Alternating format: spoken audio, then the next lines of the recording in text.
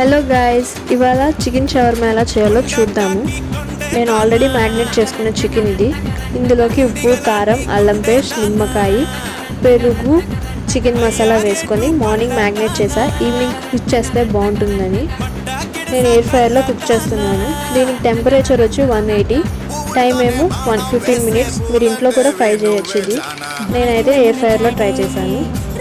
Finish అయిపోయింది, బాగా fry అయ్యింది. నేను చిన్న చిన్న ముక్కలుగా స్మాష్ చేసుకొని రెడీ చేసుకున్నాను. నెక్స్ట్ నేను చపాతీని ఫ్రై చేసుకొని ప్రిపేర్ పెట్టుకున్నాను. ప్లేట్లోకి తీసేసుకొని అలా మైనస్ రాసుకొని కొంచెం ఉల్లిపాయలు, స్మాష్ చేసిన చికెన్, దాని మీద కొంచెం ఎక్స్ట్రా మైనస్, లైట్గా టమాటా సాస్, బయట తినేనట్టే సేమ్ ఉండిద్ది. మైనస్ కావాలంటే మన ఛానల్లో ఉంది, చూడండి. మరిన్ని ఫుడ్ వీడియోస్ కోసం మన ఛానల్ సబ్స్క్రైబ్ చేసి లైక్ చేసి కామెంట్ చేయండి. Okay bye.